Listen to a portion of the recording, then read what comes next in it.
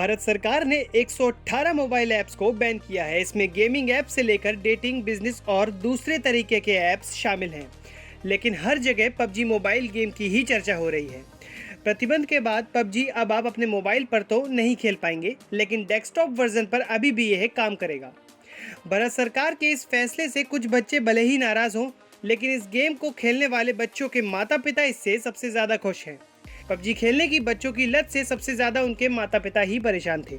अब आपको बताते हैं कि कितना बड़ा है गेमिंग का बाज़ार। दुनिया की बात करें तो 2019 में गेमिंग का बाज़ार 16.9 अरब डॉलर का है। इसमें 4.2 अरब डॉलर की हिस्सेदारी के साथ चीन सबसे आगे है। दूसरे नंबर पर अमेरिका, तीसरे नंबर पर जापान और फिर ब्रिटेन और दक्षिण कोरिया का नंबर आता है। ये आंकड़े एक निजी वेबसाइट के हैं। भारत में भी इस इंडस्ट्री का विस्तार तेजी से हो रहा है, लेकिन अभी भी ये 1 अरब डॉलर से नीचे ही है। भारत रेवेन्यू के मामले में गेमिंग के टॉप 5 देशों में भी नहीं है, लेकिन बाकी देशों के लिए उभरता हुआ बाजार ज़रूर है। भारत में सिर्फ पबजी की ही बात करें तो इस गेम के 175 मिलियन डाउनलोड्स हैं, जिसमें एक्टिव यूज़र 75 मिलियन के आसपास हैं। चीन से ज़्यादा लोग भारत में पबजी खेलते हैं, लेकिन कमाई की बात करें तो वो भारत में बहुत कम होती है। इसलिए क्योंकि पैसा खर्च कर गेम खेलने वालों की तादाद भारत में कम है। क्या इसका मतलब ये हुआ कि भारत सरकार की इस डिजिटल स्ट्राइक का असर चीन पर ना के बराबर होगा? तो इसका जवाब है ना।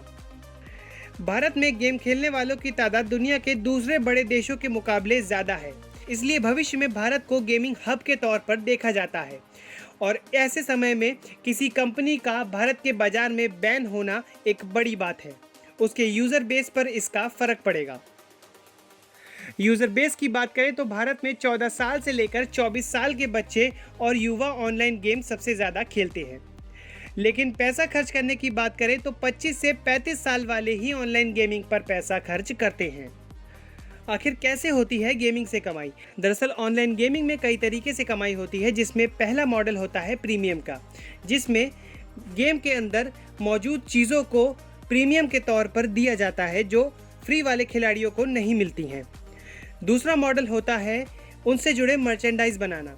बच्चों में खासकर उनसे जुड़े characters, T shirt, cup plates और कपड़ों का क्रेज़ बहुत बढ़ जाता है, जिससे प्रभावित होकर अक्सर उन चीज़ों की खरीद बढ़ जाती है, जिससे गेमिंग कंपनियां कमाई करती हैं। और कमाई का तीसरा रास्ता होता है उस पर आधारित विज्ञापन और फिल्में बनाई। कई बार फिल्मों पर आधारित गेम्स आते हैं। फिल्म की लोकप्रियता गेम के प्रचार प्रसार में मदद करती है। कभी गेम की लोकप्रियता फिल्मों के प्रचार प्रसार में भी मदद करती है। जो लोग इस गेम को प्रोफेशनल तरीके से खेलते हैं, उनको सरकार के इस कदम से काफ़ी नुकसान पहुंचा है। कई गेम खेलने वाले यूट्यूब पर भी बहुत पॉपुलर हैं। इस तरह गेम को ऑर्गेनाइज करने वालों को भी काफ़ी नुकसान होगा। ऐसे ही खबरों के लिए जुड़े रहें हमारे साथ इंडियन क्राउन न्यूज़ पे।